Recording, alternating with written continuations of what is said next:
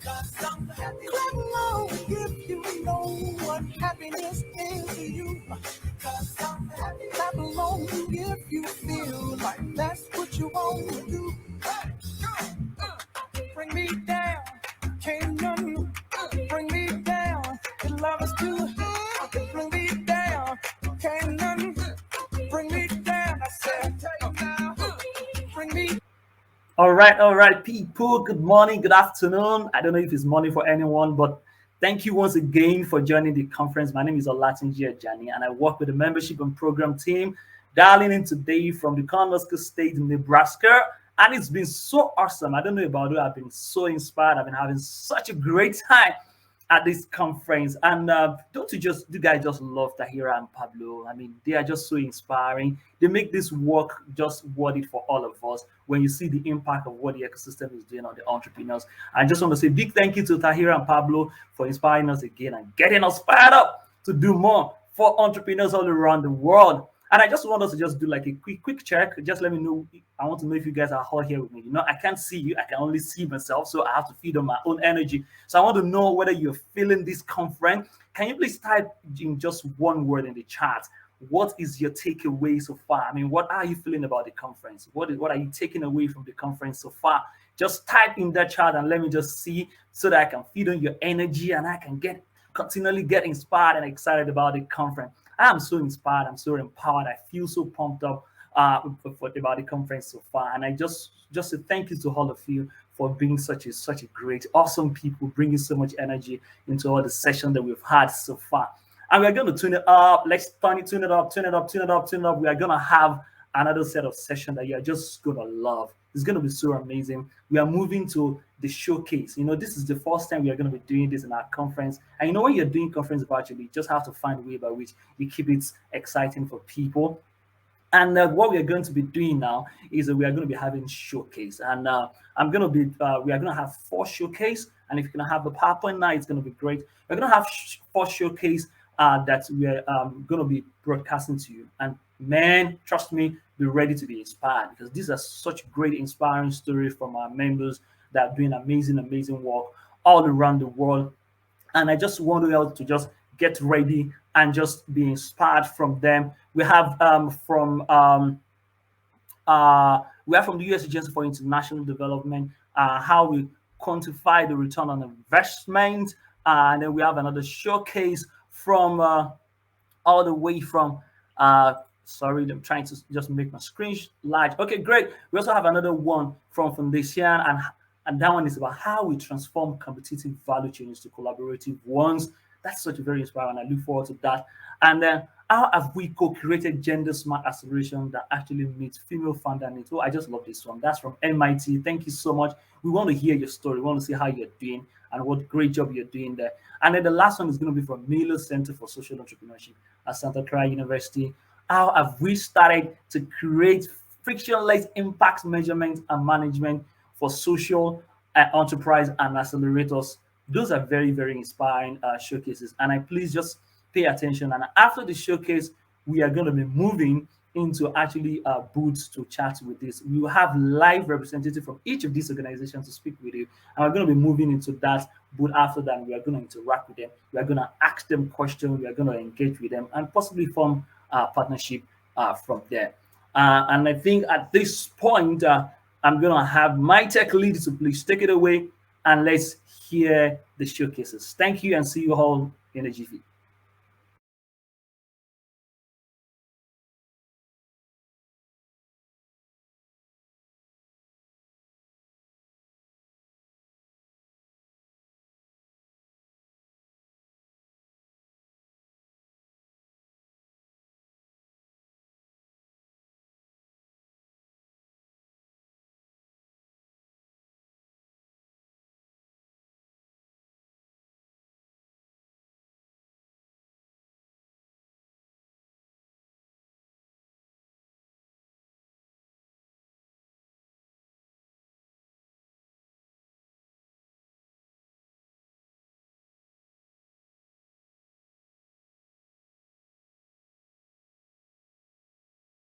Hi, my name is Erin Markel, and I'm a co-founder and principal of Market Share Associates.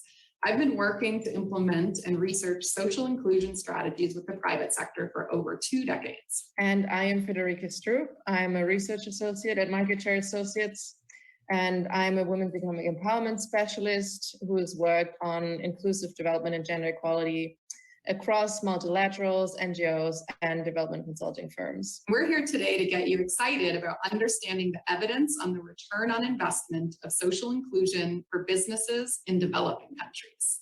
This new research initiative is funded by the USAID Feed the Future Market Systems and Partnerships activity. We now want to tell you a bit more about why we think you should join our session. I think all of us in this room would agree that the business case for empowering women and for diversity and inclusion in the workplace is increasingly getting stronger. Most of you will have seen some combination of the numbers here on the slide that have been published by McKinsey and other organizations like the World Bank for several decades by now. Empowering women will add between 12 or 20 trillion US dollar to global GDP. Greater inclusion makes firms more innovative, more trustworthy, and overall more successful. Yet, currently, there is a lot of this data that's either comes from developed countries, especially the United States, or refers to a high-level business case, for example, GDP growth, and how that makes the economy and society better off. And on top of that, a lot of the private sector studies examine impact on public corporations specifically, as well as multinationals, which tend to be very large. So when engaging companies in developing countries on diversity and inclusion, it's pretty hard to make the business case to them with this kind of data. So especially with smaller companies, they do not have the same resources as large US corporations and likely also have very different incentives. So our research, we set out to map the existing evidence to 1, build the business case with data that matters to the private sector in developing countries, and 2, to understand where the information gaps are so that we can start filling them. So our research that we look forward to discussing with you later in our session in more depth led to some really fascinating findings. First of all, in terms of the evidence that's there, we found that a lot of the data on the business benefits centers around 3 main pathways. One being workplace safety and preventing gender-based violence and harassment. Secondly, on empowering workplace culture and work-life balance, as well as third, on investing in attracting and retaining female talent. To give you an example, we saw that workplace safety and preventing harassment and gender-based violence is directly linked to greater productivity and motivation, as well as cost savings for businesses. So in practical terms, women workers who feel that they are safe from harassment at work means that they can focus better on their work, they are less likely to be absent, and they're also less likely to quit. So even though, as Federica is saying, we found these emerging investment strategies, we also found some interesting and surprising gaps. The first one is around leadership. And while there's plenty of data in developed countries on the positive effects of women on boards and in management, the data from developing countries is quite limited. And we found some evidence from large corporations, but overall the focus, especially for smaller firms, seems to be much more on hiring and promoting women in the first place, and less on getting them into leadership positions. Secondly, we looked at supply chain diversity, and this also lacked an evidence base, which was surprising because, as we all know, this is a very prominent approach to promote women's economic empowerment and inclusion across the world. But beyond various CSR initiatives from multinationals, very few local companies seem to invest in documenting the benefits of supply chain diversity or fully understand how it benefits them. And lastly, the biggest surprise was around reaching new customers, like women, for example. There was little documentation of the business benefits as a strategy to greater inclusion. So to dive more deeper into this, we will have a session with a lightning round presentation of some more of the key findings of our research, and then we will facilitate a group discussion with you. In our group discussion, we will explore where there is a need for further information and evidence. We'll also discuss practical ways for collecting this information in the future with the private sector, and also agree on what is needed to take action and convince company leadership of the importance of social inclusion in the developing world. We really hope you come and join us to explore these exciting new research findings and to take part in a conversation that we hope will drive forward new solutions and impact.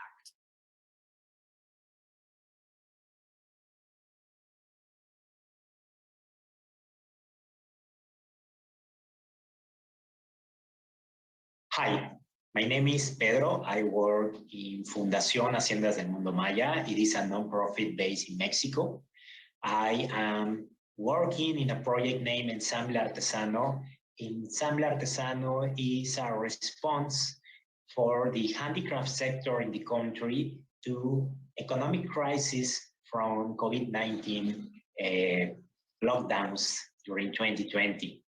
We created a hub model that concentrates the professional team that provides services to more than 2,000 producers along the country and provide the best services available in the different steps of the value chains, in logistics, in sales and services, in design and development, in manufacturing.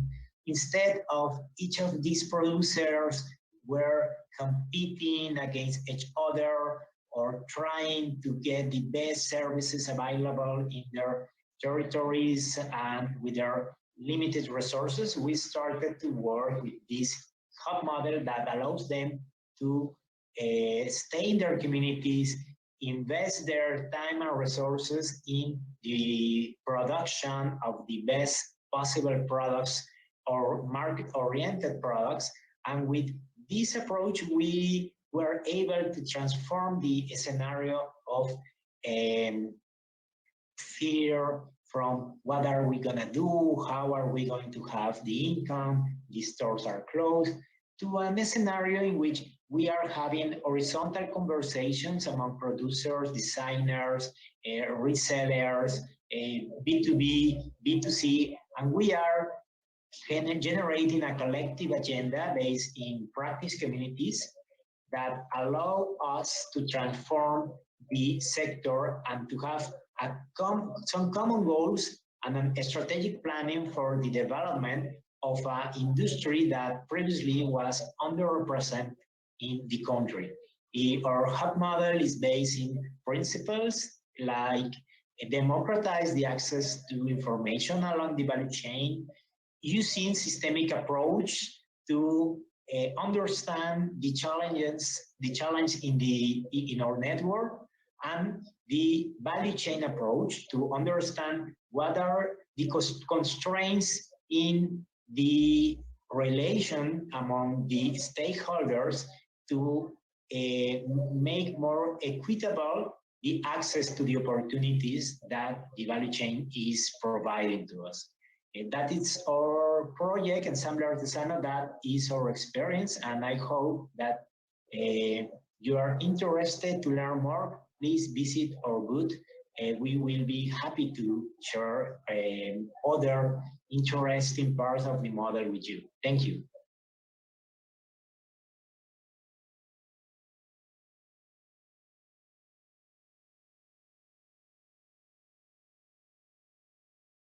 This is Vandana Suri. I'm the founder of Taxi. Taxi is an organization focusing on women and child safety with a very simple solution of women driving women and kids. I've been running Taxi successfully since 6.5 years now. However, as a woman founder, every time I went out for investments, I met different people. One thing really stuck out with me was this investor saying that, women founders don't make good financial sense. And that really stuck with me. I thought that was a very crude and a very gender biased approach while I was a profitable organization. Wading through this, I then came across the Upaya MIT Labs application form. And for the first time in so many years, I really felt that that application form related to me. I suddenly felt that somebody was talking the same language as I wanted to hear. And it was like a breath of fresh air for me, honestly. I was super impressed and super excited just taking this ahead and looking forward to what the program held for me. It was way out different. So, how have we reimagined the Investment Readiness Accelerator to truly prioritize the needs, values, and experiences of female founders? Hi, this is Rachna from Upaya Social Ventures. And I'm Yona from MIT D-Lab. D-Lab and Upaya joined forces in 2021 to develop the Scale Ups program for female founders in India. Together, we developed a unique offering to cater to the female fundraising journey. We used a co-design approach to develop the accelerator with 4 key elements in mind.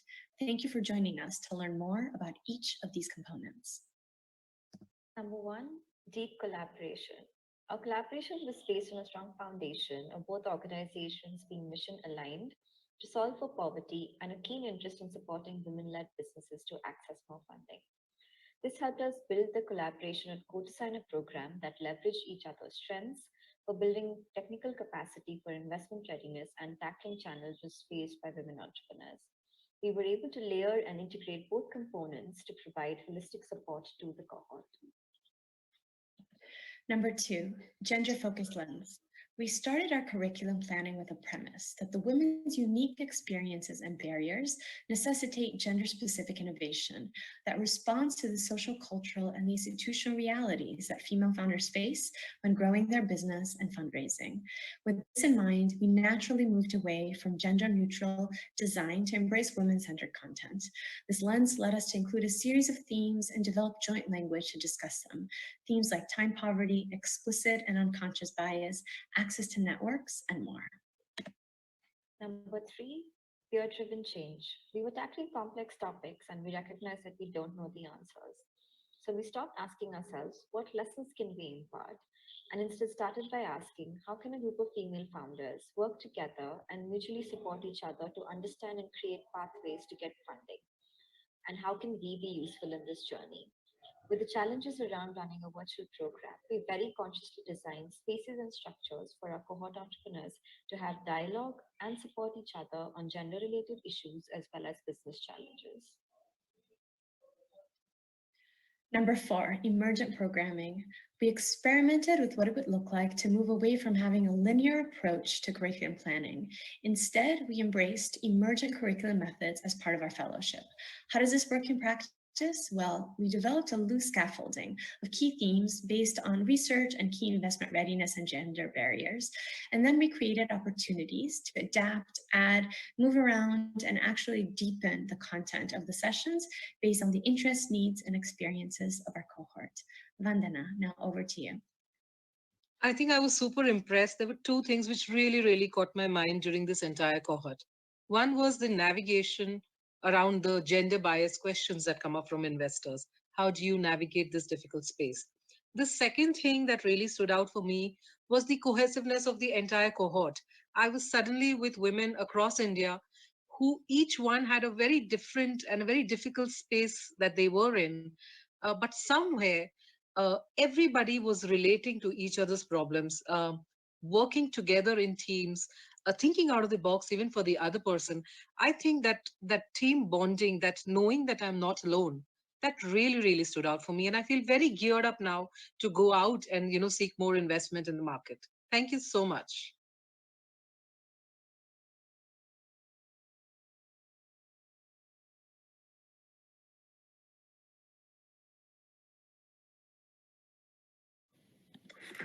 Hi, my name is Isabel Miranda, and I am a program manager in efficiency and learning at Miller Center for Social Entrepreneurship. Today, I would like to share a little bit about frictionless impact measurement and management for social enterprises and accelerators.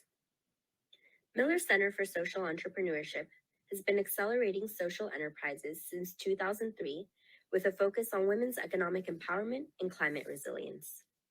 Recently, we began investing in new tools and processes to strengthen our impact measurement and management, IMM. I would like to use this time to share our IMM learning journey and some of the challenges we face to start a dialogue of knowledge sharing with other practitioners who likely face similar challenges.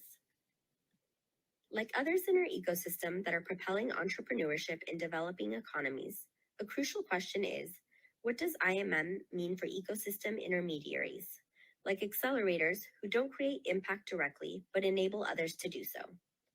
Furthermore, at Miller Center, we have struggled with the question of how we can meaningfully aggregate the impact across multiple and varied social enterprises we serve. To tackle this problem, we are working on simplifying IMM through a value exchange model that can lead to increased funding for entrepreneurs and accelerators. There are many ways to track impact, including a growing number of platforms built specifically for this. For Miller Center, partnering with SOPACT was the right choice. SOPACT is a technology-based social enterprise committed to helping organizations measure impact by directly involving their stakeholders. We're currently launching 2 pilot programs focused on supporting social entrepreneurs to define their main outcomes, design impact questions for stakeholders, learn how to collect baseline data, and put together impact dashboards that help them make informed decisions on their work. To make impact measurement and management accessible for social entrepreneurs in our programs, Miller Center will be subsidizing 3-year licenses to Impact Cloud to support their IMM journeys. We hope that by offering entrepreneurs access to Impact Cloud, we create a frictionless process that empowers and supports entrepreneurs to create their own dashboards from the ground up that will work for their own needs, as well as allows us as an accelerator to access and aggregate the impact of entrepreneurs in real time. A couple of metrics we hope to aggregate are lives improved, investment received, revenue, and number of employees. This model will build a value exchange between entrepreneurs and accelerators that we previously lacked when simply asking entrepreneurs to complete annual surveys. Feedback loops are also an important part of this journey, so we want to encourage ourselves as an accelerator, as well as the entrepreneurs, to use this impact data from stakeholders to better serve them. Being part of Santa Clara University, Miller Center is also incentivized to extend this value change model to faculty and students by slowly building a transparent and credible database on social enterprises that they can use for further research, and in turn, build value to us as an accelerator, but also to the entrepreneurs in our network. Miller Center is focused on accelerating social entrepreneurship to create meaningful impact in developing economies. A natural extension of our work is stepping up IMM strategies to support social entrepreneurs measure and manage their impact in ways that are accurate, authentic, and not overly burdensome. Impact measurement and management is a continuous learning journey, and we invite you along to share your ideas and questions in the following expo session. Thanks.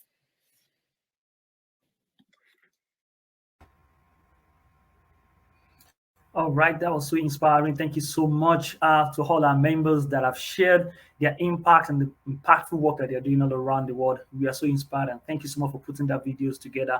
We are now going into the expo. Just picture the expo as being in like a physical event where you have different people with booths, and you go to their booth to see the materials, you talk to them, you chat with them, you have conversation with them. Some of the booths will have people actually hosting conversations. So we just wanted to please explore, enjoy, and have fun during that time, and connect with people, interact, and have a great time all together. So please take it away and please have fun. And I look forward to seeing you at the end of the expo. Thank you so much.